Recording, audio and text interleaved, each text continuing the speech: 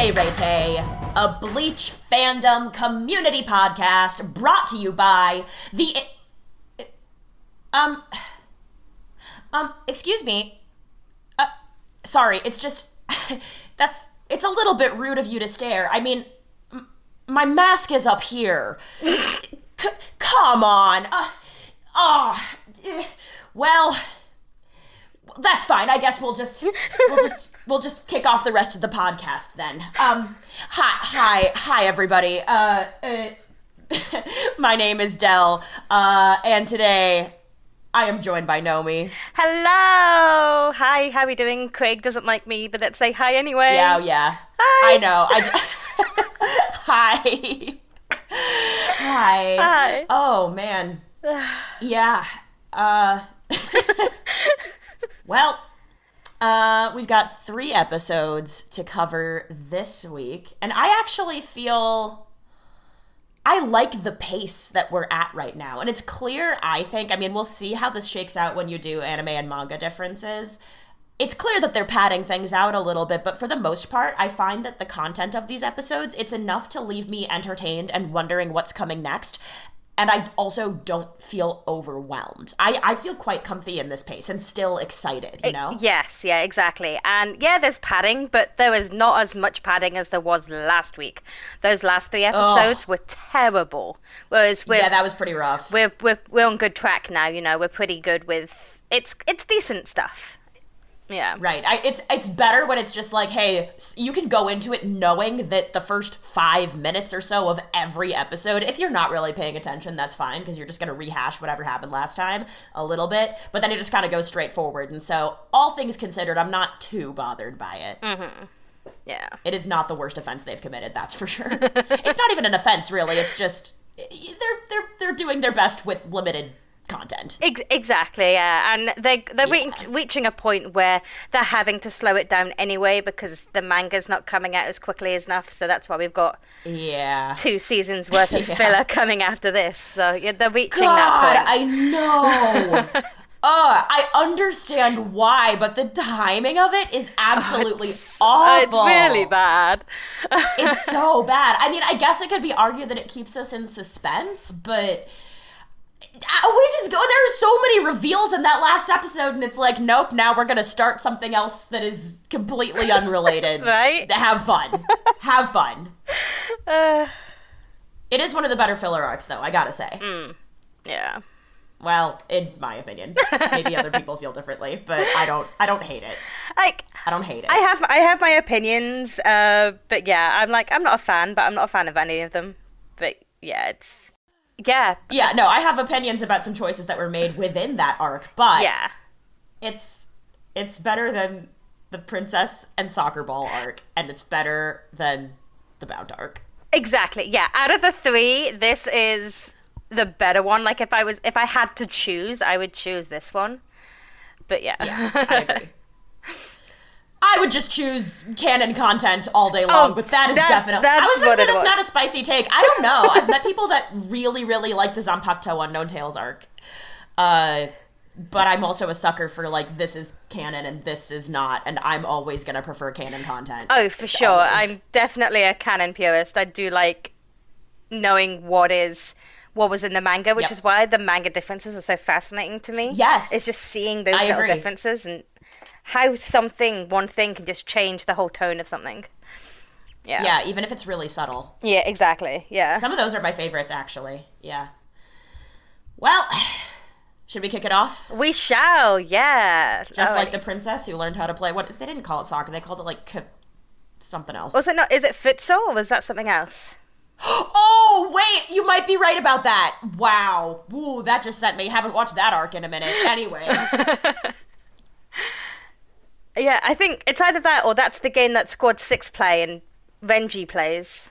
That's like the five-a-side football. Okay, well, yeah. While you're summarizing, I might do some small investigations. Okay, you do that and I'll do this. Okay, I'll see what I can find. Okay.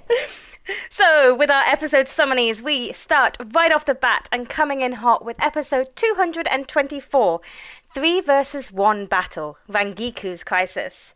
The focus shifts, as you would expect, to Rangiku and her fight against Halabal's Factione, Apache, Sun, and Mila Rose, and poor Rangiku is not having the best time of it. However, she's at least holding her own, using her Zanpakuto Hinako to at least help block their onslaught. We switch quickly to Toshiro, who seems to be worried about his lieutenant, but is overall evenly matched in his fight with Halabal. Similarly matched is Kuraku and Stark, as the sheen shifts to them as they remind us that despite the title of the episode, there are other people fighting beside Rangiku. Speaking of Rangiku, we're back to her now as Apache surprisingly asked to sit out from the battle. Oh, I'm sorry, are we boring you? No? Okay. Rangiku, not having any of that, attacks Apache and leaps away, causing Apache to retaliate and chase after her. However, is stopped by, goodness gracious, a great ball of fire. Oh my god! Who does this ball of fire belong to? My girl Momo, back from Soul Society and ready to fight for her division, despite the fact the poor girl still calls Aizen captain. Apache survives Momo's attack and the three of them start to charge. However, Momo has something else up her sleeve and weaves a kidou web, which she ignites with her Zanpakuto Tobiyume. The web ignites and causes an explosion. Inspired by the lieutenants giving it their all, Kuraku suggests the same that he and Stark should as well. Stark comments that Kuraku hasn't even drawn his second sword and observes that instead he's fighting with one sword using both hands. Meanwhile, Ukitake is stuck with babysitting duty and watching Lilynette, who states that Ukitake's friend is going to need help against Stark. Ukitake stands up for his husband. Sorry, friend, but really, am I wrong? Anyway. No, don't be sorry. Ukitake tries to send Lilynette home, telling her to go play with a ball or something, but Lilynette draws her sword on him. Whilst further away, Kuraku finally draws his second sword. If you thought Momo's masterful weaving and combination of kidou was going to end the three factiones, you'd be wrong. Unfortunately, because they look rather unscathed, having released their resurrections in order to retaliate. Instead of doing the normal thing, though, they end up sacrificing their left arms and create a weird-looking beast which shocks Momo and Rangiku to the core. Not ending on that cliffhanger, we're moving straight into episode 225, all lieutenants annihilated. The terrifying demonic beast were reminded of the other fights before going to the main event. Lilynette is still wailing on Ukitake, but Mr. Babysitter of the Year, Patience of a Saint Ukitake, blocks every attack. Honestly, he needs a book or a cup of tea just to match his vibe. Kuraku makes a comment to Stark, basically saying for him to control his child, while Stark replies that he's given up trying. I've seen enough TikToks and worked in enough childcare settings to know how relatable this scene can be. Anyway, Lilynette soon gets bored and fires a green Sarah at Ukitake, who finally has enough, deflects it easily, stands up and tells her to go home or she will die. Back with Rangiku and Momo, who are left speechless as Ion, the monster created by left arms. Honestly, there's probably some symbolism there. Ion rushes Rangiku and Momo and attacks Rangiku, gouging out her side and leaving her in a very serious state. Momo, shocked, yells out and rushes after Rangiku, who is falling. She catches her with a kidou net. Before Momo can even attempt to heal Rangiku, Ion attacks, punching Momo away. Momo is caught by Kira, taking a page out of Momo's book and using the same kidou she used in order to stop her from falling as well. Meanwhile, Hisagi uses his Zanpakuto Kazashini to hold Ion at bay while he tells Kira to heal Momo and Rangiku, and he'd hold Ion off. Kira, who, surprise, surprise, used to be in the fourth, albeit a long time ago, sets him and the ladies up in a protective pyramid so he can heal Rangiku first, then Momo before joining Hisagi to fight. Hisagi is keeping Ion busy, but ends up ultimately getting himself caught and almost eaten, had it not been for Lieutenant Iba, who comes in from behind. Iba doesn't last long, bless him, because Ion has eyes on the back of his head, quite literally, and shoots a Sarah from his eye, incapacitating Iba before returning to Hisagi.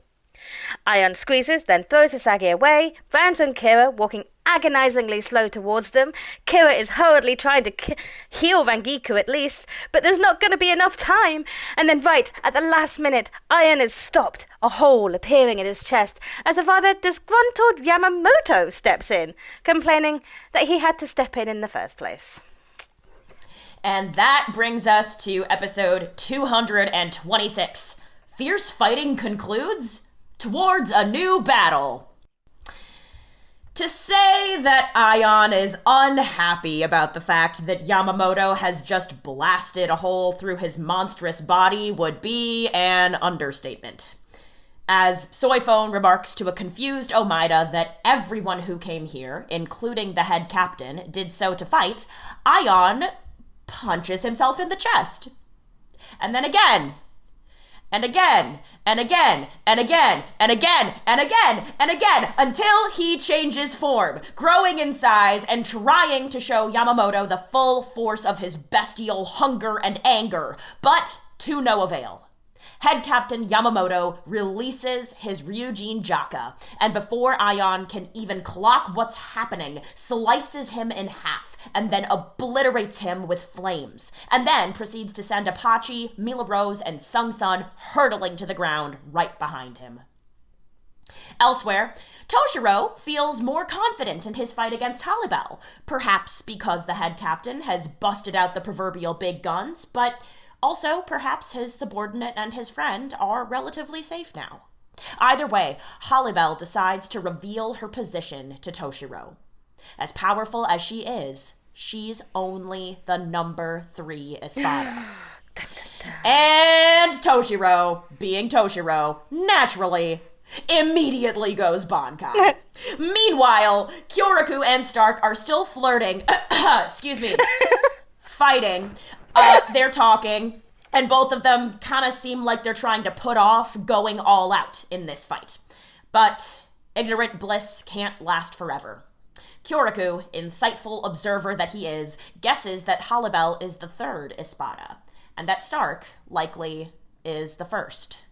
And Stark confirms this, pulling off one of his gloves to reveal a number 1 tattooed on the back of his hand. Back in Las Noches, Chad and Renji are wiping the floor with the Exequias, and Rukia gets ready to hand Rudborn's ass to him, while Ichigo continues his skirmish with Ulquiorra. Ulquiorra tries to demoralize Ichigo, saying that the Soul Reapers are sure to be defeated, no matter what, but, you all know Ichigo. He's got folks to protect, and he's got a good, strong heart, and he's got a hell of a lot of determination, and he keeps on fighting, despite Ulquiorra's best efforts and against all odds. And then I guess we get filler next, is what the after credits scene tells us, so. Yes, yep. Yep. It's cliffhanger hours all the way around. Oh my god. It really is. Massively. Oh, man. There is a lot to unpack in these episodes, I feel. We saw a lot of different fighting techniques. We saw a lot So many. We saw so much kidou. Holy there was so shit. much. So much kidou. I was so thrilled. I forgot how much there is in just this short little sequence. Oh. Exactly. And they're not using them to conventional methods either. They're thinking outside of the box with these kidous and really showing us why these guys are lieutenants as well. Yep. But yeah, shall we just dive right in though? I think we should. Yeah. Okay, so for our manga anime chapter differences, you'll be pleased to know there is more than one manga chapter in these episodes. Oh, well, that's nice. Yeah, I guess I could see. Yeah, that seems about right. Yeah, sure. So we start off with the last 6 pages of Ash and Salamander, chapter 333. We then go into chapter 334, Dregs of Hypnosis, and 335, Chimaera Chord. Ooh, these are great titles. Wow. They really are, yeah. Dregs of Hypnosis. I love that. Wow. Mm-hmm. And it's so poignant. That'll be the one where Momo comes back, surely. Gotta be, for right? sure. Yeah. Okay. Well, she comes back in Ash and Salamander. That's when her first appearance is, when she's deflecting, because she's the Salamander of the fire aspect. Right, of course, yes. The Dregs of Hypnosis is when she's talking to Rangiku, and Rangiku is checking in on her mental health and just making sure she is actually okay to be here. Yeah, and when she actually says Captain Eisen, fuck. Yeah. So differences wise, we have got some fight padding. From the start, looking when Rangiku was all beat up. to Apache asking to sit this one out. So that whole bit in the anime was all fight padding, so that also includes Toshiro worrying over Rangiku, and a little bit of Karaku versus Stark. That's all anime only. Yeah. I felt like moments like that just serve to inform character in a way that I don't feel like contradicts canon, though. So I actually don't mind it when it's like interpersonal character building, fight padding kind of stuff. When it's like that, it's fine. But when they've had to add so much fight padding in that it's unfeasible for a character not to release their Shikai when really they don't release their Shikai for another 2 chapters, that's when it starts to get too much. Yeah. Correct. Agreed. It was looking at you, Yumachika. But yeah. God. I know I wasn't even on the episode where you all covered that fight, but I just want to say for the record that I know that fight is padded out quite a lot, but I do really like that we get to see how malicious Yumachika can be in that fight. I don't want to spend time on it because it's not the episodes we're talking about today, but like I think that's a great fight, and I have a lot of trans feelings about China. That's we can, listeners, you can at me and I can go into that at some point. Anyway, carry on. We've got some switching around in the pacing. So we've got Karaku and Stark going all serious, and then the anime it switches to Ukitake and Lynette. So there was a lot of backwards and forwards in between those two separate groups of people. Whereas the manga just does all of the Stark Karaku stuff, then switches to all of the Ukitake Lin and that stuff. It doesn't interchange them. Right. And if I recall, it doesn't take quite as long. It's just a quick little like, oh, this is what's going on. Yeah, it's literally just like a panel. Yeah. I know. I know. We've got a Sero that Rangiku and Momo have to deflect just to kind of get them all geared up for the next sets. And then the biggest censor of them all is how they create Ion. So in the anime... Ooh, I'm going to love this. Okay. Yeah. Okay. In the anime, their whole limb glows red and lasers shoot out, and that's what kind of creates Ion. Mm-hmm. In the manga, they literally tear off their left arm. That's so much better. That's much better. That's so metal. Oh my god, I love that so much more. It really amps up the whole sacrificing of the left arm because, it's there. And of course, they're just left with like bloody dripping limbs. Whereas in the anime, they've got this like little red disc that's cauterizing their bleeding or whatever it is. It's like it's magically cut off. It doesn't have the same kind of impact. Yeah. That's also so hollow of them, because big hollows are amalgamations of smaller hollows anyway, and Ion is clearly something a little bit different, but the idea that for a big, strong, dominant hollow to emerge, you do have to, like, that's how big hollows are formed already anyway, so it's just... And maybe that's why Ion doesn't really speak or seem to have too much of a developed consciousness, because, I mean, how developed can your consciousness be if you're just made of 3 arms? I also had the thought, by the way, I was like, Sun-Sun's a snake. Snakes don't have arms. What was that choice? But whatever. It's loose enough that it doesn't actually bother me, but I do think it was I was like, oh, it has to be, I don't know, I thought arms was a funny choice considering one of them is a snake. That's all. Yeah. I mean, I was also looking to, we've always had the connotation, even in Bleach, that the left arm of the devil is a thing. So they have effectively created this huge monster using their left arm. So this that is a really cool 3 times a devil now because it's got 3 left arms. Oh, I love that. That's super cool. Mm-hmm. I have nothing else to add. I just think that's a really good insight. Yeah, no, I was like, ooh, left arms. Yeah, because they made a point of saying it's created from our left arms. Yeah, they did. So I was like, ooh, yeah. Sorry, I'm jumping ahead and I'm having thoughts about Kyoraku switching hands and whether that means anything about his sense of morality, but that's not this episode anyway, so we can maybe circle back around to that later. We'll come back to that, yeah. Yeah. Yeah, but speaking of the snake resurrection, we had the Lion, the Witch, and the Wardrobe. No, Lion, the Princess, and the Snake.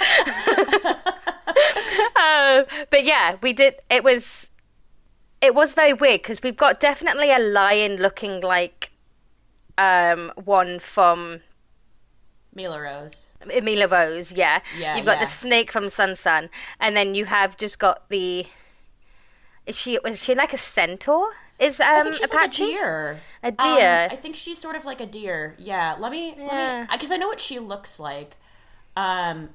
She's very conservative. I love her actual. Relatively, yeah, she is. Yeah. Yeah, I actually really like her resurrection because it's just all fur, and it's very conservative, and I like it. And then you've got like. And it's also like not to say that the others. I mean, whatever. Mila Rose's situation, like aesthetic situation, is what it is. But it's like it's not sexy. Like it's not sexy to be all covered. I feel like Apache is really practical. You know, yeah. Her outfits and the way she styles herself. It's quite. She's here to fuck shit up and get shit done. She's not here to show anything. Like if she shows anything off, it's abilities. It's what she can do. I mean, I know Sung Sung is completely covered up basically, but there's a level of like demure presentational intention behind the way Sung Sung styles herself, I feel like. And Apache's just like, what? I'm here. I'm wearing a jacket. I'm wearing pants, and I'm here to kick your ass. Like, what? Yeah. And I feel like her resurrection is similar. Yeah, for sure. Yeah. Very no-nonsense type thing. Yeah, very no-nonsense. Exactly. Yeah. I'm trying to see if there's anything that states what kind of creature she pulls from. Covered in brown fur, and she sports deer-like antlers, and her feet are replaced with deer-like hooves. Yeah. Okay. So, soft deer energy. It could be anything else with horns and hooves, I guess, but yeah. There you go. I wanted to note something that Mila Rose calls Rangiku. Ooh, okay. So she gets called a Holstein, which translates to like cowgirl. Now, when I first heard this, I was thinking. It's Holstein, actually. Hang on a second. Yeah. I was thinking kind of like, you know, Wild West tech, like yeehaw, howdy cowgirl type thing. But no, apparently it is an insult in Japan to call well-endowed females as cow because of the milk they produce. And a Holstein. My God. Is a type of dairy cow. Yeah, so a Holstein is a type of dairy cow. And so she's literally calling Rangiku a cow because of her big breasts. That's... Wait, Mila Rose says this? Yeah. Is Girl, it Mila look Rose in the mirror. What are you doing? Wow. Wait, that is so insightful. Now, and I'm also like, look at, like, but Holly Bell though, like, this is so common. Wow. What? Maybe Mila Rose is self-conscious about that because her other two sisters are smaller, and so maybe I don't know. I have heard. I don't know. I've heard from people with larger chests that it's like difficult to go for a run if that is your situation. And like that has never been my experience, so I can't speak to it. But I'm wondering if because they're martial people, is Mila Rose like? God damn it, if only, as compared to her sisters? I don't know. This is completely speculation now, obviously. But then I'm also like, I mean, why would you feel that way if Holly Bell is so powerful? And, oh, God. As someone who is... Brestia, am I right? Oh, I hate that. Bye. I'm signing off. I'm done. As someone who is like Rangiku in that endowment situation can confirm, I don't run. Oh, sure. So, props off to anyone who does. But yeah, and I don't know. Maybe, she is self-conscious of them, so she's hoping to put the focus on somebody else so that they won't look at her. Maybe.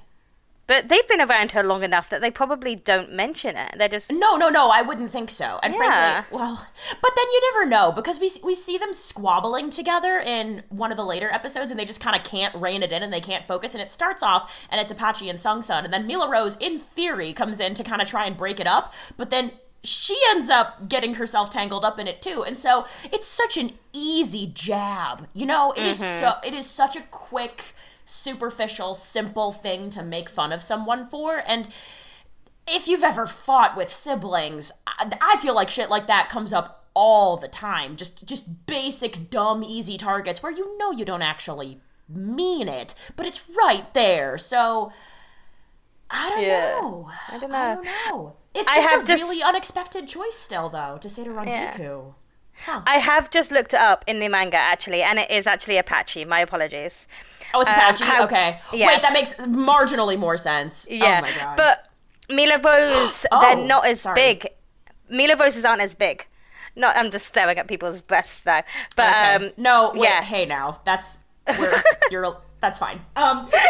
We've got to objectify both men and women in this beautiful anime full of pretty people. That's just only fair, you know? Exactly. And the majority of the fandom does the theme song to this arc has taught us anything. There wasn't enough females in this arc that we need to really objectify them, because that's right. They don't get objectified enough. We need to objectify everyone super hard. I can't wait to objectify Yamamoto. Let's remember to objectify Yamamoto in the next couple of episodes, shall we? Because I don't want to be ageist about this shit either. Oh, there's a perfect scene that we could objectify him. Perfect. I can't wait. I'm so excited. Yeah. Oh, God. I'm almost like, oh, is it the other way around? Like, knowing that Apache probably looks up to Holly-Belle, and frankly, I would say probably looks up to Mila Rose also. I don't know. Mila Rose has, like, oldest sibling energy, I think. Yeah. Of the three of them. So, who's to say? But then something else that's kind of interesting, I mean, not to just, like, go off on mate about gender all the time, but deer who grow horns like that tend to be male deer. And Apache, of the three, seems to have, and, like, I don't know, this is going to be super reductive, but, like, she has the biggest masculine energy of the three of them, even though they're all, I think, people who self-identify as women. And so I wonder, like, maybe that's a point of pride for Apache, considering her resurrection manifests as something that is kind of traditionally masc. So, I don't know. And it's, you know, something else that I didn't realize until right now is, like, this is a really cool fight. I mean, I guess Ion is kind of the mask of center, but Ion is Ion's consciousness is different, so it feels different to me. But other than that, it's 5 women in this fight. That's very cool. And it is really very cool. Clock it until just now. Yeah. This fight and a fight that's coming up with other females is also a really good fight. Yeah. Yeah. For no reason whatsoever, considering who one of the females is, but no reason whatsoever. No. Doesn't even matter. It's fine. No, it's fine. Oh, anyway. Yeah. Sorry, did you actually, or do we still have more differences to go, or did I just get us completely off the rails? No, we're fine. Yeah, we'll discuss our way. Yeah. Okay.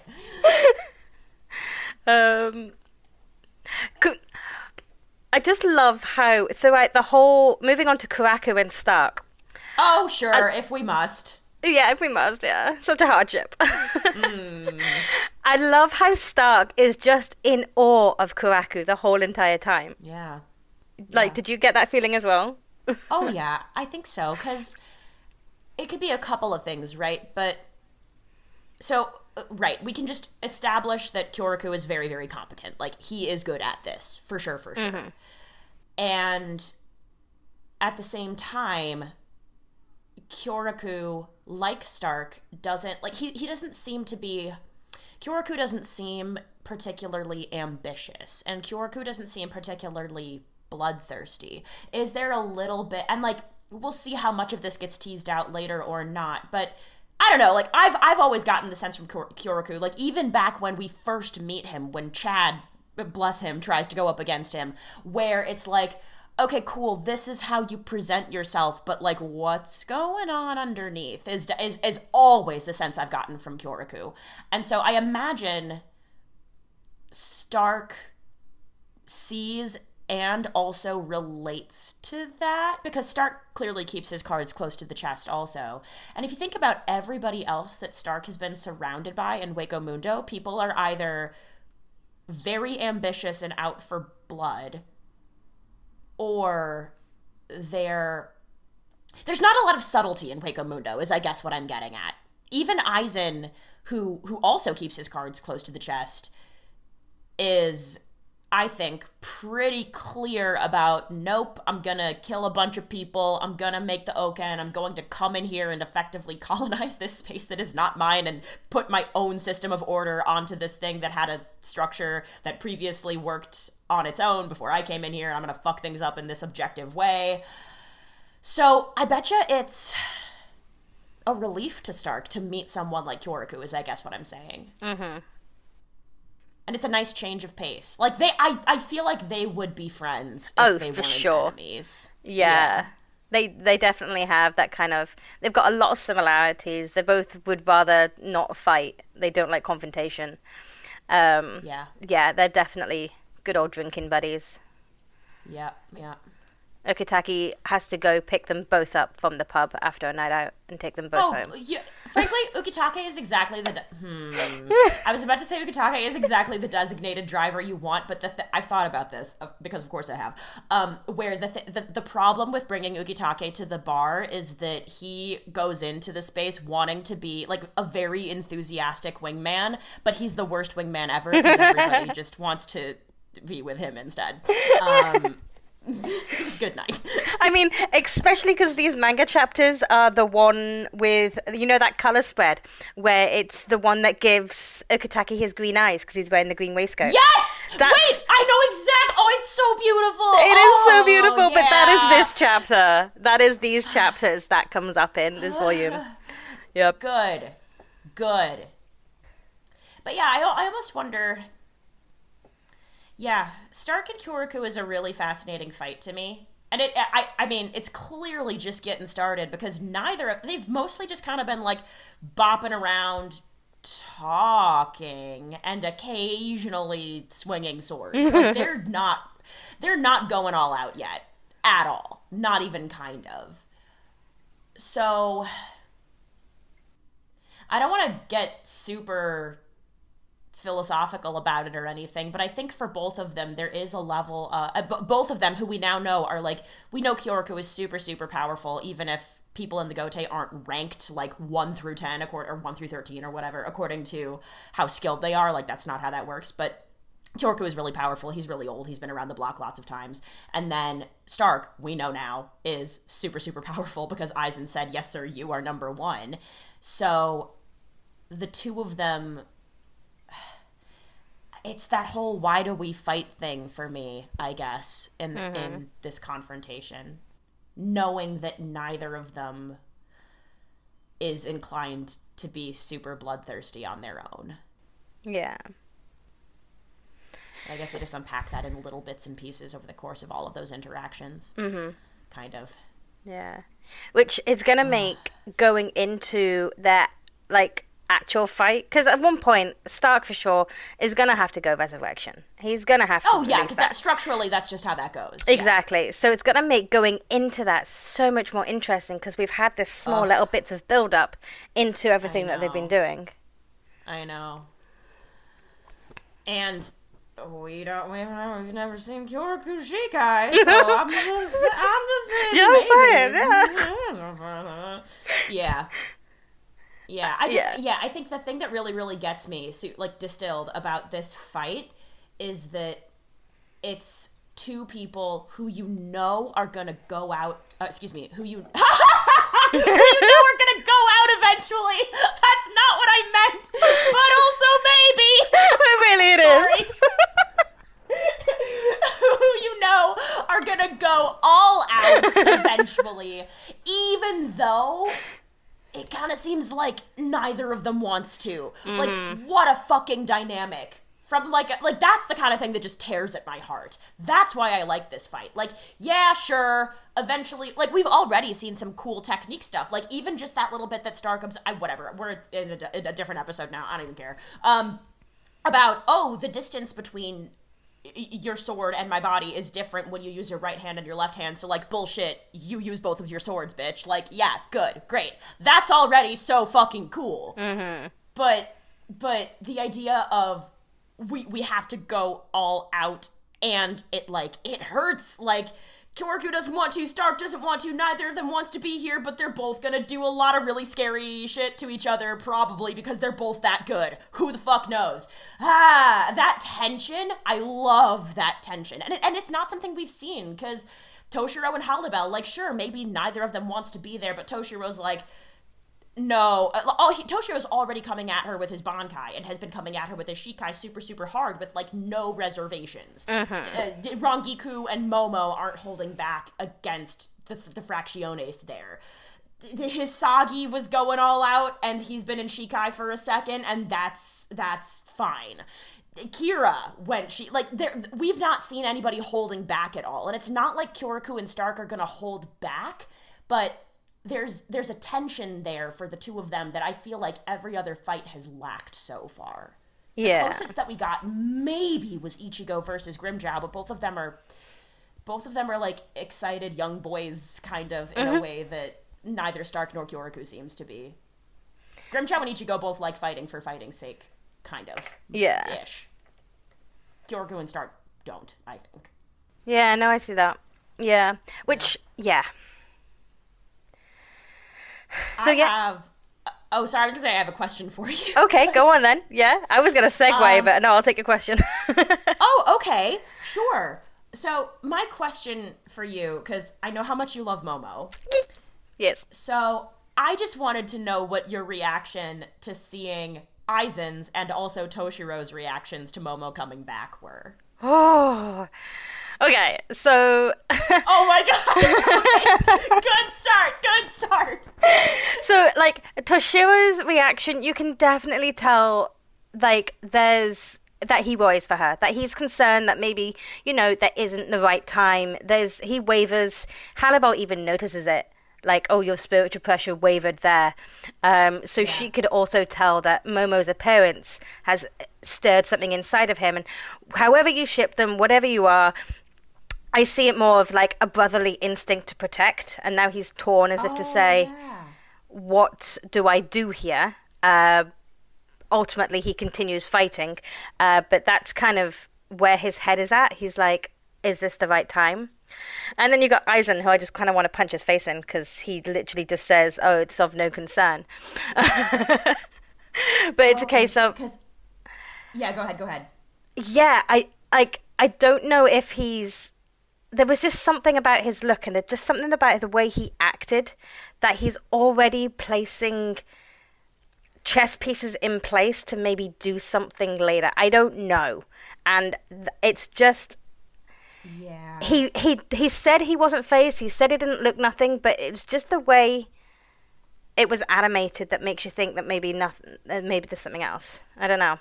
I was going to say, I think he was pulling some bullshit there because... And I don't know what it is that he cares about, because I don't think he cares about Momo as a person. I don't think it's that. But I do wonder whether he didn't expect to see her at this battle. Yeah. It's unclear to me. Unless, wait, here's a thought. Maybe, you know how Momo says that in order to approach without being seen, she used kidou to suppress her spiritual pressure?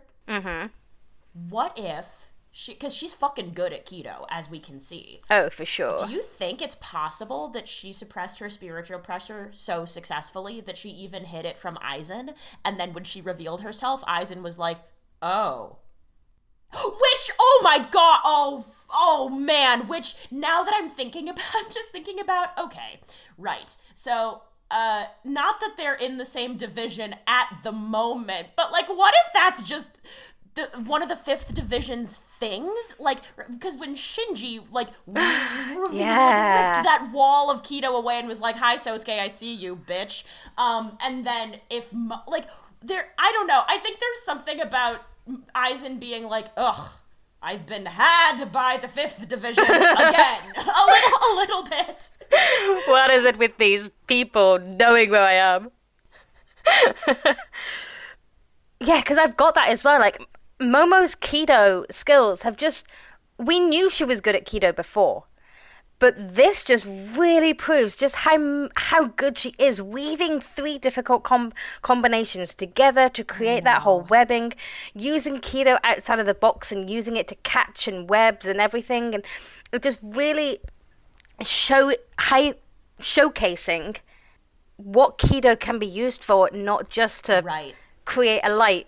Love you, Renji, but yes. Oh, hey, we all have our skills. Oh, speaking of Renji, I did find out. Oh, yeah. Renji, yeah, so what is it? It's, oh, hang on, I just lost it. Hang on. Fuck, shit, come here. Okay, yeah, so Renji does like futsal, you're right. And in his spare time, he has assembled a team for the 6th Division, more or less successfully. The only other member with a name that we know about is Rikichi, so Rikichi's on that team with him, which I think is really sweet. That's cute, and also the 4th seat, the 8th seat, the 13th seat, and the 20th seat are on the team, too. Now, I don't know who they play against, but the team exists, so good for Renji. Go Renji. Carry on. Oh, bless them. But yeah, like, just, it really, yeah. I have nothing else to say other than the fact that Momo is badass, and I love her. Yeah. She is, and I think her ability to do this really speaks to her strength, both as a kidou practitioner and as a person, because she's able to concentrate on all of this for an extended period of time successfully while going into a battlefield where she knows Aizen is, and he's a traumatic figure in her life. So being able to balance all of that and then go into a battle alongside her friend, like, it's impressive and it's cool, and I feel very proud of her. And it really is. And she's probably done it all without a therapist, because Soul Society does not have therapy. Soul Society doesn't no, absolutely not. There's no way. So she's done all this just with her own willpower, and that is freaking amazing. That said, go to therapy if you can. Yes. Like, not at moment, but like, just therapy's great. Soul Society's just way behind the times on that one. Anyhow. Yes. But that is all I have for this episode. I've just got one fun little line. Oh. And it's not it's not a manga anime difference. It's a Western difference. Oh, okay. So in the manga, in the raw manga, and in the anime subbed, Ukitake tells Lynette to go home and play with your ball. Yes. The Viz translation manga says go home and play with your dolls. Oh, fuck off. Right? Hate that. No. Ball was the right choice. Go away, Viz. Yes, of course. Yep. Shout out to Ukitake clearly stating to Lynette that no means no. Thank you for your lesson in consent, sir. Big fan of that. Yes. Yeah. There was a line, even in the sub, though, where he was like, oh, well, because of course we know that on principle he doesn't fight children. Or maybe we don't know that. Maybe that's just one of those things that lives rent-free in my brain and I can't remember when and where I learned it. Anyhow, on principle, Ukitake doesn't fight children. He just doesn't. Mm-hmm. Which, frankly, that's fair. They're children. But he says something to the effect of, I won't fight you because you're a child, and then there is a little line in there that's like, and also, you're a girl. And I'm like, oh! So close. Does that mean he wouldn't fight Toshiro or Momo or any of the other kind of Shinigami whose physical age looked like their children? Oh, I think Momo just has a young-looking face, but I've always gotten the sense that Momo is, like, a full adult. I never felt like Momo was a child. Yeah. Yeah. Toshiro, she's like 18 or something. She's like a young woman is how she looks to me. Like, if someone said to me that she and Rukia are about the same age, for example, I'd be like, yeah, that tracks. You know, even though Rukia is also like a smaller person, smaller feminine person. Toshiro, because that's just Toshiro. I don't know. I feel like this is so much clearer in the sub just because of the voice actor they chose, where in the dub his voice is lower. It sounds like he's gone through puberty, and in the sub it's clearly meant to be like a boy's voice.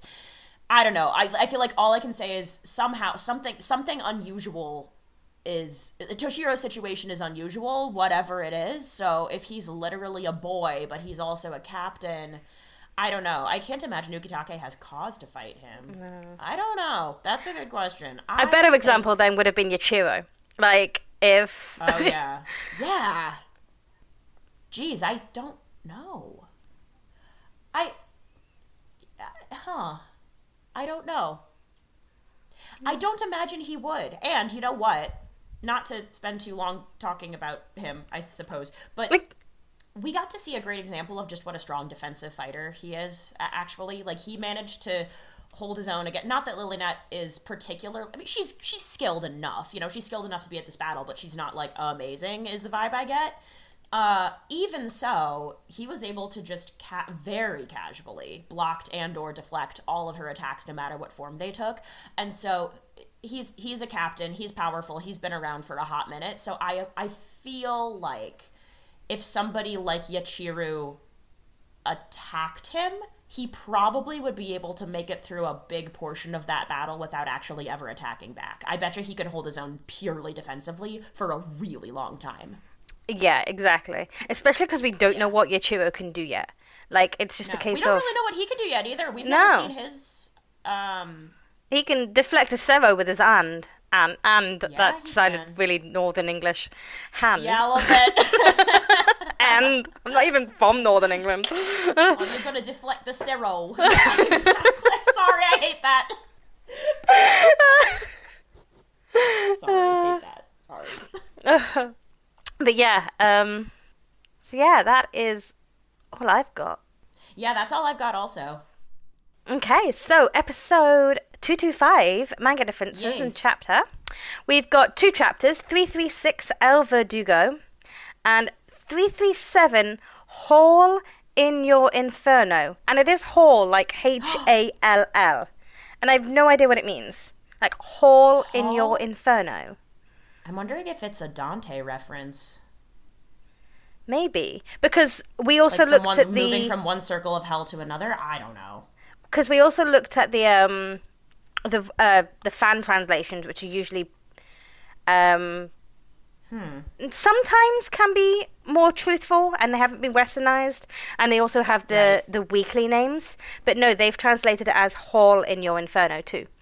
It was very weird. Let me see if I can find what this kana or kanji is, and see if I can... Let me see if I can piece this together. Yeah, because the next chapter is Fall into My Inferno. Oh, okay. So for the next episode. Clever. I bet you this is going to be kana, not kanji. Let me find out real quick. Japanese, English. Okay. Okay, so first. Oh, well.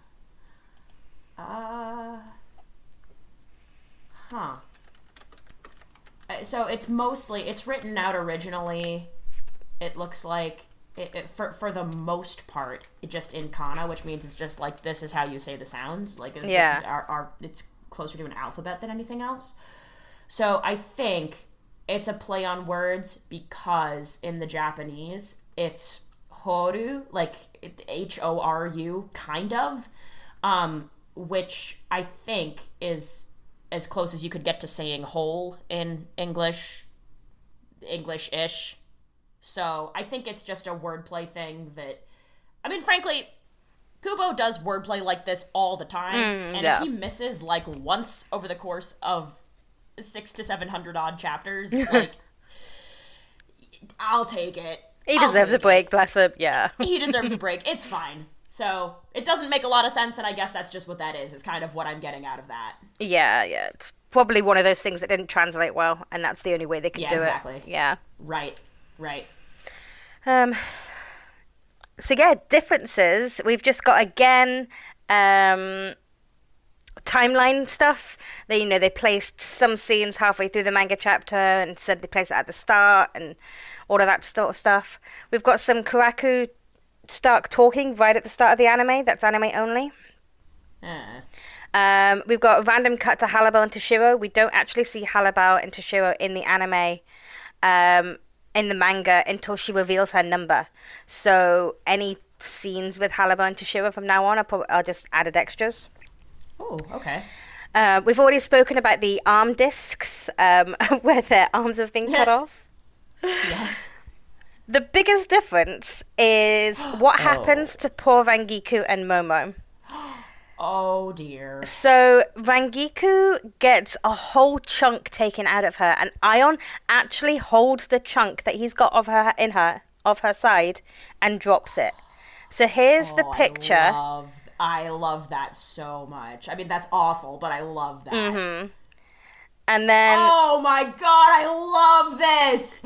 It's so much more brutal, and the sense of urgency gets so much stronger. Ah! It really does. Oh my god! It really highlights it, because of course in the anime... She's fucked up! She looks like she's just got a scrape, and she's breathing heavily, and it's implied that it's all internal, but it doesn't really ramp up the danger and the severity of the situation. But then you've got the manga, and she's... Right. If you can't see the manga, then basically she's got a soccer ball, football size, circle out of her side, and it's gross, and you can see why she's in pain. Yeah, but then content warning for gore. It's black and white, but definitely content warning for gore. But yeah, And then, of course, you've got Momo, who in the anime, Momo looks fine. She's just looking a bit winded, maybe. But no. I just take it for granted that Momo is never fine, but Momo's all beat up as well. Otherwise. Fuck. Bleeding from the mouth. Oh, hang on! But doesn't Hisagi bleed from the mouth later? Why doesn't Momo get to? That's mean. Probably because they're females. I mean, yeah, probably. God, that's stupid. Yeah. Let everyone bleed from the mouth 2022. And I don't just say that because the anime's coming back! Stop it! We're not gonna get there in 2022 be a lot. Anyway, it's fine. We've had the confirmation that it's not gonna be censored. There should be a lot of bleeding from the mouth. I'm thrilled to pieces. I'm gonna lose my goddamn mind. Yeah, more of this, frankly. I want more of this. And it's not just because, whatever. I think at this point it's no secret that I love it when people beat up my faves. Yes, I love that. But from a storytelling standpoint, it's higher drama. It's higher stakes. I am so much more worried looking at these two images than, I don't know.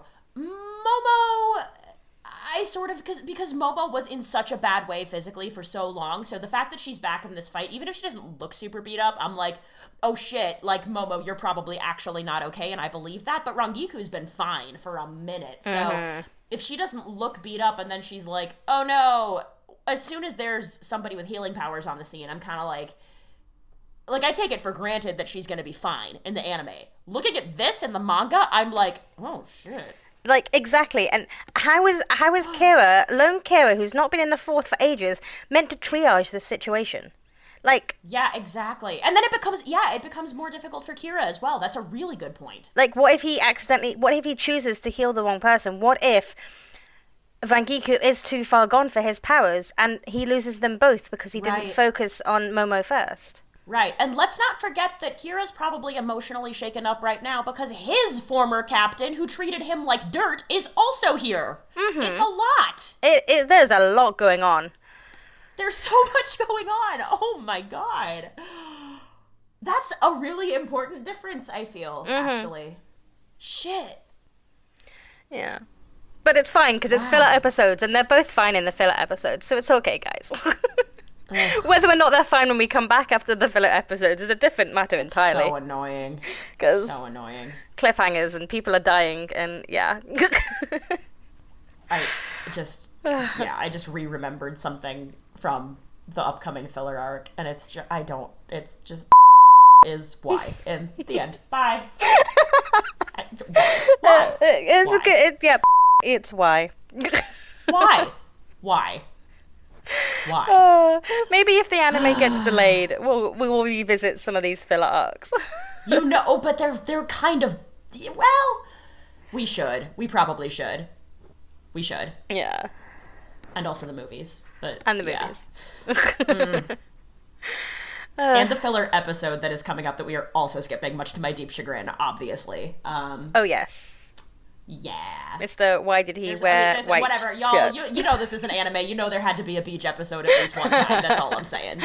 A beach episode in an anime is like a musical episode in an American drama. Yeah, sort of. Yeah. Because, of course, American drama adjacent, like a tongue-in-cheek American drama. I feel, I don't know. Yeah. They all got to have that kind of musical episode, don't they? Just to showcase that people can sing. Yeah.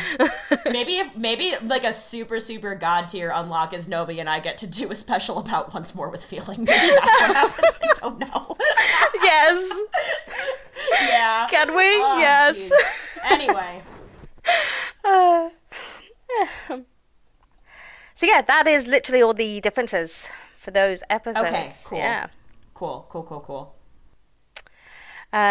What I did like is last week we played Who's on the Cover of the Chapter, because it started last week. Oh, very good. And we didn't know who it was at that point. It was just a shadowy figure with what looked like goggles. But it's now confirmed that it is actually a side portrait of Ion, and he's not wearing goggles. It was his antlers. Oh. Mm-hmm. So yeah, Ion gets what the volume feature. number is this? This is... Wait a fucking minute. What? That's frustrating, but you know what? Fine. What's like 30, 38? Where are we now? 37. Let me just turn the page. 37? 39. Yeah. We can't count. Oh, it's fine. Wow. Here, I'll grab the cover for you.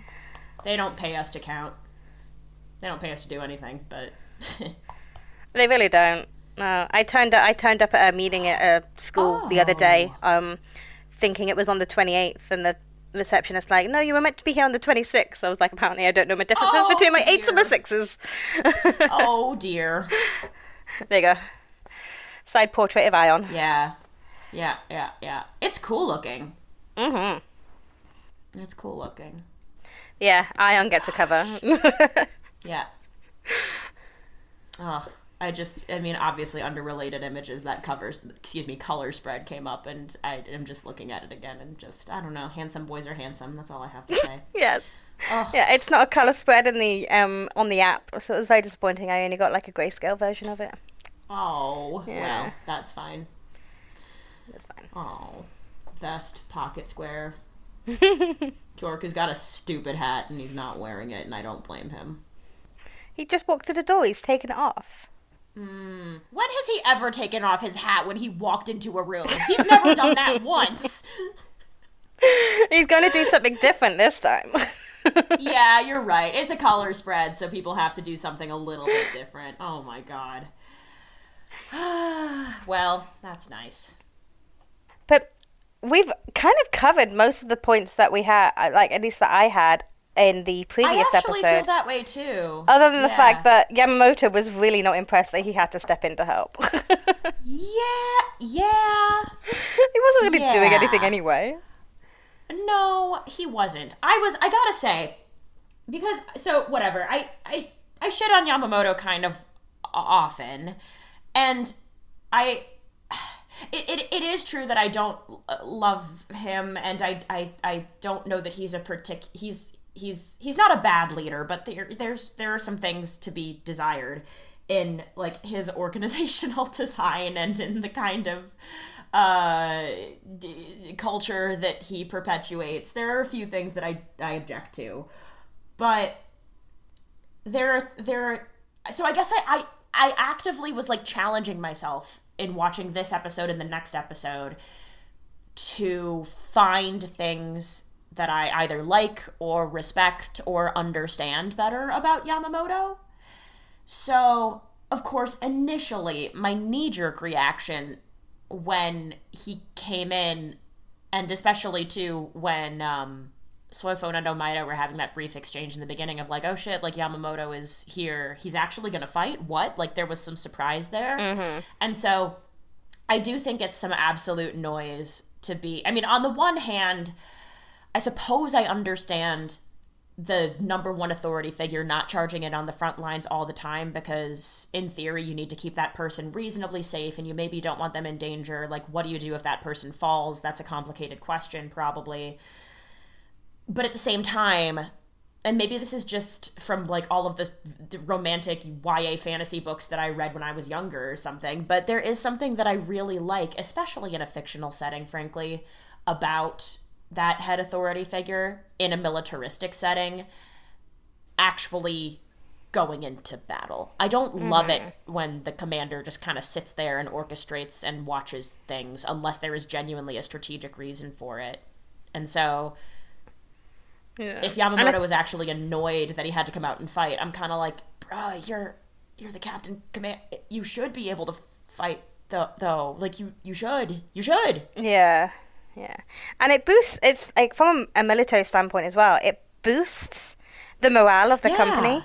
Like if you think of it as working in retail or working anywhere really, where you've got a manager above you. If you're struggling and there's not enough people, or like specifically speaking in a childcare setting, if you're gonna not be in ratio with the amount of kids, the manager should be ready to come and be on the floor with you, be with the kids, and that's the sign of good leadership because they're willing to come out and help and support you. Yeah. Or like the version of like, hey, you worked a double and we had a brunch shift today, so how about you go home and I'll mop up and put the chairs on the counters. Like it's a different setting as well, and like neither of those settings are combat based, but get into the trenches one time, whether literally or not. Mm-hmm. Yeah. It reminds me of you know that meme or that TikTok YouTube short where it's got the Encanto music and it's like he walked in dee and it starts off with all the lieutenants get beaten up and then it goes into that Encanto song and Yamamoto's just doing a slow walk to come and save everybody's life. Yeah. God. Yeah. It is a bit bad. Yeah. I suppose, everything else I have to say about Yamamoto actually goes into the next episode, so I might table that there, but I did find a redeeming quality, actually, so I will share that when it's time. Okay, cool, but I've actually, because we've probably already discussed everything, I'm good to just move on to the next chapter if you are. Yeah, I am as well, actually. Cool. All right, let's do it. Alrighty, so episode 226, we've got 3 manga chapters again. We've got 338, Fall into My Inferno, 339, The Deathbring Numbers, and 340, The Antagonizer. Ooh. So manga anime differences. We've got that whole thing with Omaida and Soifon at the start, with Omaida being surprised that Yamamoto had to go. Yep, that's all anime only. Another cut to Hitsugaya and Halabel. Oh, that's cute. Like, I don't ship it, but that's a cute ship name. We've got the censorship of Halabel's armor.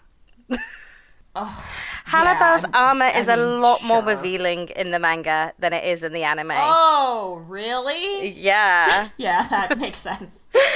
God. Basically, Halabel's armor in the anime has been covered to include the underside of her breasts, whereas in the anime, it's literally just over the top of her nipples, basically. Yeah. Good for her. And then, we've just got some fight padding with Ichigo and Ulquiorra, because that was in this episode as well. I've put from slow-mo dancing, which is a really cool sequence to watch, actually. And it was anime and it was manga to the end of the episode. It was very cool. I loved that, actually. It was small. It was short, I suppose, but it was brilliant. Beautiful. Like, it was just really, really beautiful. And then the anime skipped a whole part of Rukia versus Rudborn. And I don't know, I'm hoping they go back to it because in the manga, we see Rudborn go Resurrection. So I'm really hoping they go back to that and we see that because that would be really cool to see. Yeah. So hopefully, fingers crossed, after the fellow episodes, we get to see some more Rukia action. Yeah, that would be nice. Mm-hmm. We haven't really seen any of the Waco Mundo group for a little bit, actually. No, you forget they're there, and then all of a sudden, like, Renji and Chad are fighting. By the way, God. Ishida's just sitting there, not doing anything. Yeah. I mean, Ishida, I don't know. He ended up with squished internal organs. I'm kind of like, well, so did Renji. I don't fucking know. Anyway. But yeah, that's all the differences. Yeah. Yeah. Okay, then I'll drop my Yamamoto take, I suppose. Which may or may not be a take exactly. So when he first injects himself into that fight, to save Hisagi, basically, it seems like, he starts off by saying that he feels his squad members are helpless because they made him, the head captain, come out to the front. So, okay. But then, right before he is about to quickly slice Ion in half, basically, which I get the sense that Yamamoto just knows he can do the whole time. Like, we haven't really seen Yamamoto fight very much. I think maybe not since the end of the rescue arc. Maybe. I don't know that we've seen him fight since then, which kind of makes sense. So there are a lot of powers and abilities of his that we haven't seen yet, is I guess what I'm getting to with that. But right before he slices Ion in half, he says, his thought process with regard to Ion, and he might say this out loud or it might be an internal monologue, I can't really remember, but he says, a demonic beast that can only think of killing people, how pitiful you are. So his saying that, at the very least, highlighted for me that Yamamoto does not think of himself that way, because I do think that Yamamoto tends to be, I don't want to say power hungry exactly, but like, I think he does really, really value his personal seat of power, and I don't think the idea of someone trying to take it from him would appeal to him very much at all. And the Gote is, like, yes, they're a military organization with multifaceted requirements, and they do a lot of different jobs, but there are things about the way the Gote operates that are really, really brutal, and that are focused on violence and destruction and such. And so Yamamoto at least saying, okay, you, Ion, you over here, you, not me, like, we're putting ourselves in antithesis of each other deliberately. You only think of killing people, and that's pitiful. So what that highlights to me is that Yamamoto, at least internally, has other motivations. Basically, it's that thing where I think it just clarified that Yamamoto thinks, or at least I think, he probably does think he's doing the right thing in most situations, like the morally right thing, and it just so happens that Yamamoto and I have different thoughts about what good, upstanding morality actually means. So, I don't know. That little reflection made me think slightly more highly of him. He's never gonna be my favorite, but I gotta say, it's one of those things where, like, I do think he's well written, because even though I dislike him and, like, we're never gonna be buddies, I spend a lot of time thinking about him. So anyway, it's the mark of a true villain when you keep thinking about them. Not that we're calling Yamamoto a villain, but you know. No. But I don't think he's a good guy. I don't know that he's, like, categorically good, but I don't know how many of the Shinigami are categorically good anyway. Like, that's not a criticism. That's just how I think the Gote operates. I think there are a lot of people who have shady morality who end up on the, quote, good guy side. He's like a chaotic neutral. He's like either that or sometimes he's lawful evil, I feel like. Yeah. He's like also lawful good, but lawful good when it goes too far into lawful good sometimes becomes lawful evil because you lose sight of what's important. Yeah. And then occasionally he's just pure chaos because he likes fire, but so be it. Kind of feeling bad for Toshiro at this point. We still haven't seen what his Bankai does. Like, that's twice he's tried to go for his Bankai and he's just get cut off halfway through. I mean, if your Bankai is just made of ice, you can just shatter it without too much trouble sometimes, I suppose. But yeah. It does make me wonder, actually, about the strength or lack thereof, potentially, of Toshiro's Bankai, because we know that Toshiro's pretty young, right? And now that we know, like, he can't possibly have been captain 100 years ago, because we didn't see him then and there. So he must have become captain somewhat recently. And the thing that I find myself wondering is, okay, so when did that happen? And then when did he develop his Bankai? And knowing how young Toshiro himself looks, like, maybe his Bankai... I guess I'm just... Because I keep thinking about, like, Renji's Bankai seems so fragile because of how quickly he developed it. And I guess I wonder whether... how strong is Toshiro's Bankai, knowing how short a time Toshiro must have been captain, and also knowing that Toshiro himself presents as this super, super young person. Mm-hmm. So maybe that's why it breaks all the time. It's a symbolism for the fragility of his heart and his why for his lieutenant and his friend. It might be. It actually might be. I mean, external manifestation of internal vibes. Like, yeah. Maybe. Bless him. Oh, for real. That's going to be a cool fight, because those are another two who we've seen them... I mean, Toshiro puts his whole self into just about everything, it seems like, especially when he's fighting. But we haven't really seen Halibel and Toshiro pull out all the stops yet. No, like, we haven't. They're smashing away at each other and stuff. They're not just having a sexy conversation. but they haven't really gone all out yet either. No. So that's probably coming. Yeah. I mean... I feel like we can safely say that that's coming, you know? Yeah. We've just had the reveal of the numbers as well, so that's probably going to be a starting point of, here's our numbers, let's really get the show on the road now. Yes, right. And that's Halibel and Stark and Baragon. Baragon hasn't done shit either. He's just been vibing. Yeah. And we haven't really had confirmation that Baragon, but it's probably safe to assume that he's the second. It can't really be anyone else at this point, can it? Surely. I mean, it's not going to be Yami. He's not going to be the second, is he? It's not going to be. Well, Yami's also... I feel...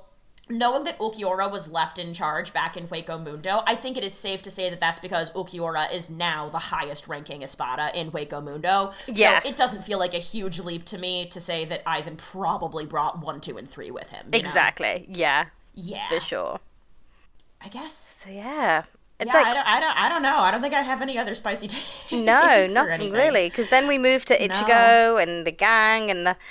forgetting that they're there, and no, they're still there. Right. And I do feel that was pretty much just a reminder to us as viewers that, like, oh, by the way, this is what these people are up to, and that was kind of it. And it is probably going to serve as, this is what we're going to go into next. I think we're going to be leaving behind the fake Karakura Town stuff for a bit, and we're going to move on to Ichigo and Ulquiorra and everything that's happening there. Yeah, I suppose we are at a pretty good stopping point in fake Karakura Town right now. Mm-hmm. We could pick that back up whenever, and it would kind of make sense. Exactly, yeah. Just, hopefully people are still alive by that point. Yeah. Yeah. Yeah, no, the only other thing I've got is that in the manga, the end of the chapters always holds some kind of cute little comic or something. Oh, yeah. But this time it's literally just Aion. And it's Ion's expressions. So it's like Aion when he's angry, Aion when he's bashful. Oh, are they all the same? They're exactly the same. I love that. The one that cracks me up is Aion hoping they'll have hamburgers for dinner. That's really sweet. Yeah. Aww. But it's just so cute.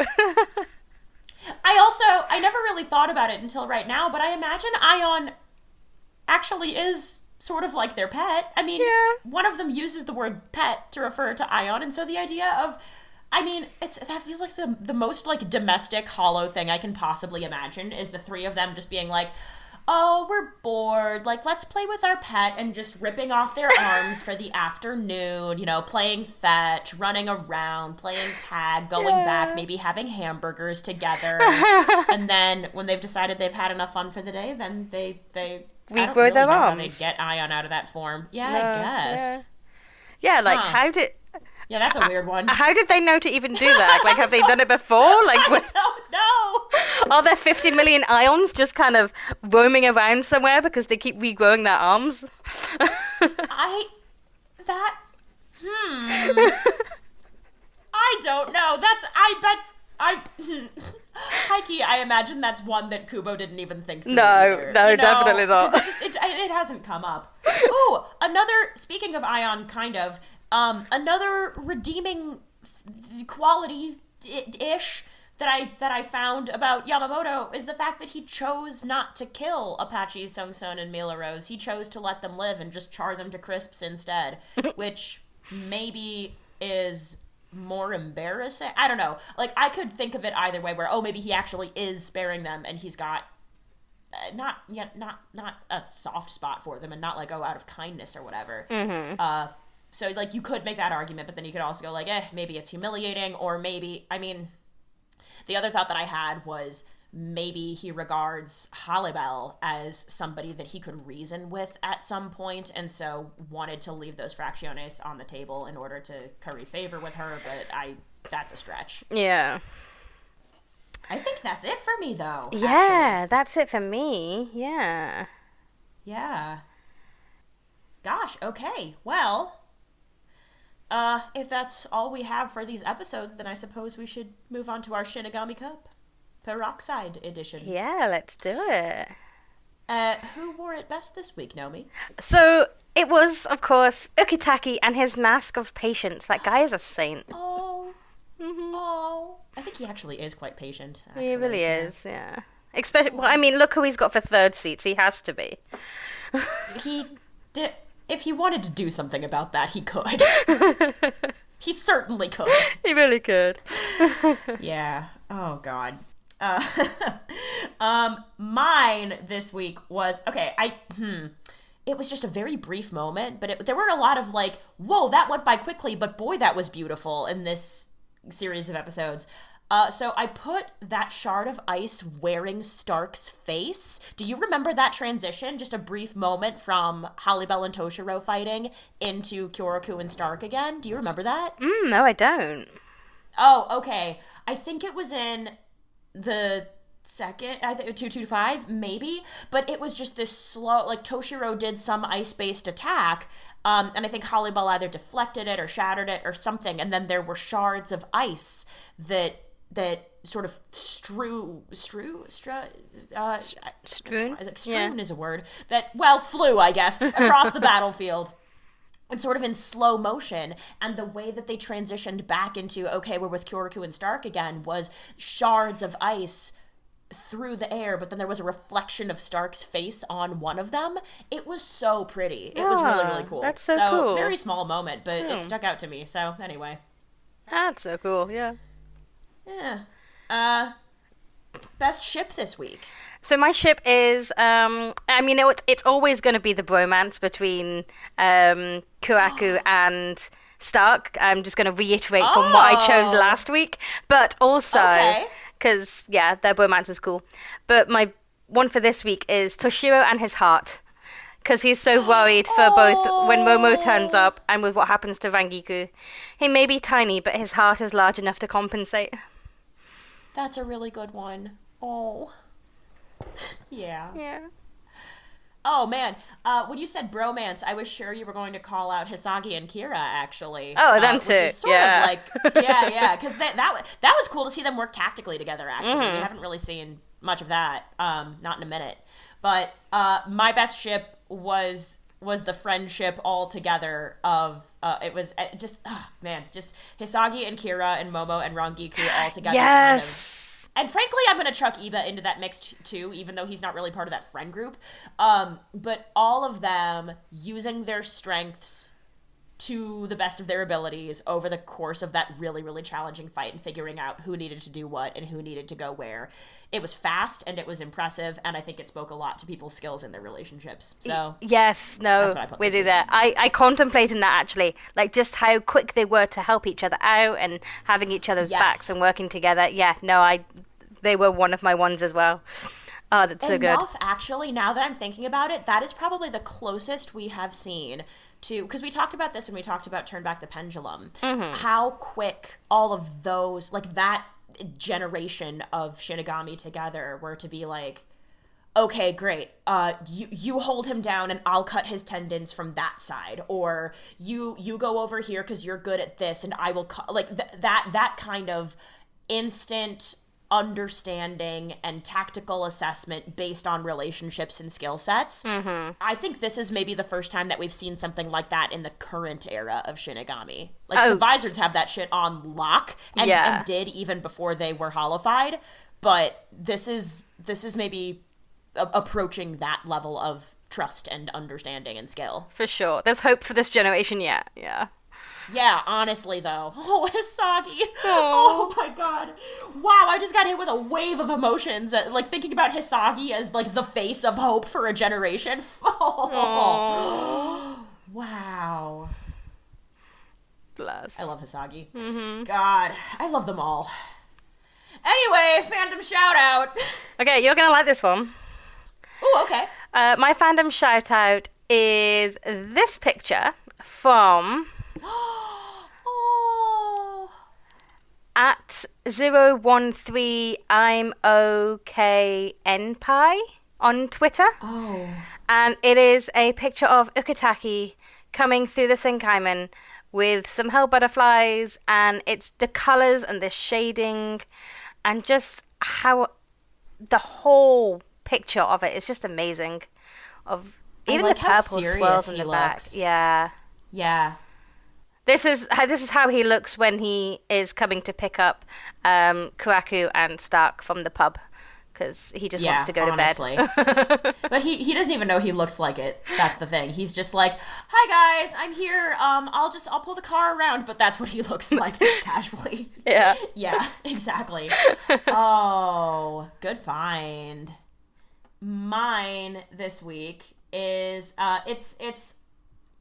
I guess it's more an artist overall than these specific pieces of art, but this is somebody who goes by Idiot Mechanism on Tumblr, and they're a big fan of Aizen, and they draw him a lot, and so what I'm sharing is just like a few quintessential little Aizen drawings, I guess, but if you just kind of click on their Aizen tag within their art, they like drawing Aizen in a lot of different settings. So like sometimes it is contemporary clothes, sometimes it's like academy, sometimes it's like schoolgirl AU, sometimes it's like what if he and Kisuke were doing this together instead, or what if, or like Aizen wearing a t-shirt, or like if Aizen were part of the song Dynasty, or it's, so I don't know, it's just cool. Aizen with Ichigo, Aizen with Shinji, Aizen with Urahara, and not even in a shippy way. It's just like, oh man, there's one here of him with his hair parted to the side and he's like wearing a sweater. He looks like a professor or a dad or something. Here he looks like he's basically in Fire Emblem. I don't know. It's just cool, and I like that this person likes Aizen as much as they clearly do. So. Oh, that's so cool. Yeah, right? I love the one of the stages of Aizen. It's spoilerish, but yeah. Yeah. So yeah, there you go. Good find. I love it. Thanks. Yeah, it is good. All right. Anything else before we wrap this bad boy up? No, I think we're all good. Yeah, I think so too. Cool. All right. Well then, you wonderful souls, that is the end of another episode. If you like what you heard and you want to get involved, you can find us by searching for The Seirete on Instagram and T Seirete on Twitter. Now, Ichigo and Rukia might reap souls, but we are hoping to reap some 5-star reviews, and that is where you come in. Make like our favorite orange-haired protector and go to iTunes and Spotify to rate us and review us and make us feel like number one. And to those of you listening on YouTube, don't forget to be like Chad and give us that good thumbs up. We really appreciate it.